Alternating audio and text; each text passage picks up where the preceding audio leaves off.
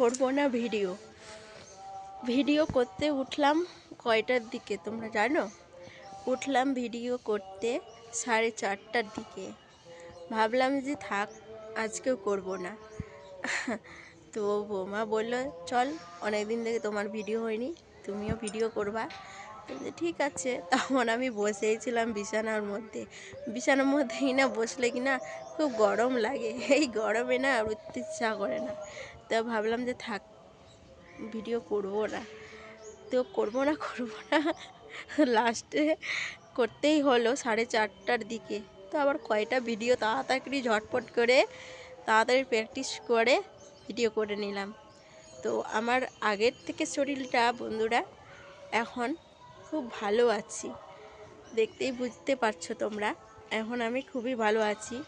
তবু গলা দেখেই মানে কথা ঠিক গলার স্বরটা দেখেই বুঝতে পারছো, মানে যা হয় সর্দি জ্বর হলেই তো এরকমই হয় গলার স্বর। তো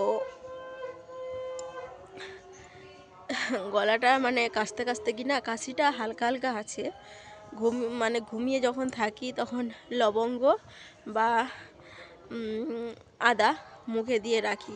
কালকে ভুলে গেছি মুখে আদা দিতে, কাশতে কাশতে কি পেটের ব্যথা আর গলা, সকালে তো গলা জ্বরেই ওঠে না।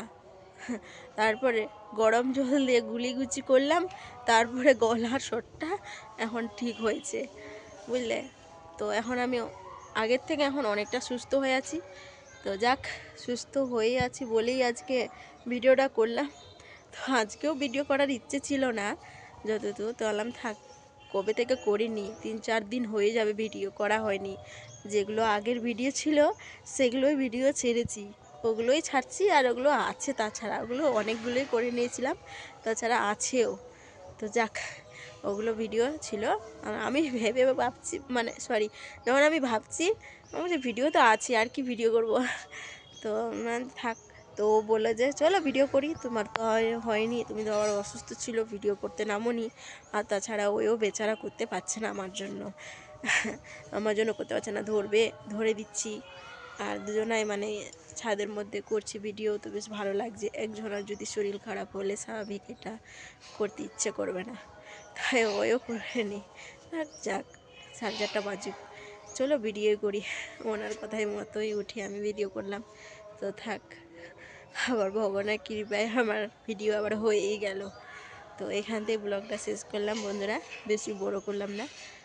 আমি সময় মতন যেতে পারছি না, বারবার বলছি তোমাদেরকে বন্ধুরা, আমি ঠিক সময়ে তোমাদের আইডিতে কমেন্ট করে লাইক করে আসবো আর পাশে থাকবো।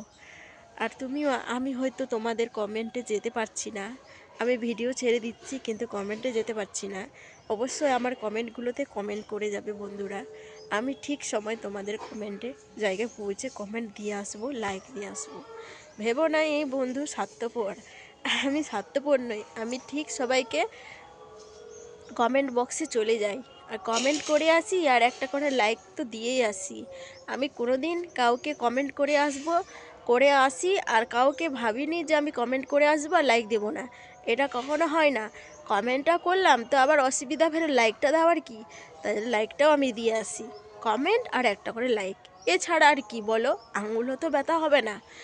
আবার এটা তো টাকা দিয়েও খরচা হয় না যে একটা লাইক দেবো, 10 টাকা খরচা করে কমেন্টটা করব, 10 টাকা খরচা করে, এটা কোনো নয়, বিনা পয়সায়। তো ওই জন্যই বললাম বন্ধুরা, একটা লাইক একটা কমেন্ট অবশ্যই করবে, ভুলবে না। আমি প্রত্যেকটা কমেন্টে গিয়ে আমি কমেন্টও করে আসি আর লাইকও দিয়ে আসি, বুঝলে? তো এইভাবে ছোটো বোনটার পাশে অবশ্যই থেকো।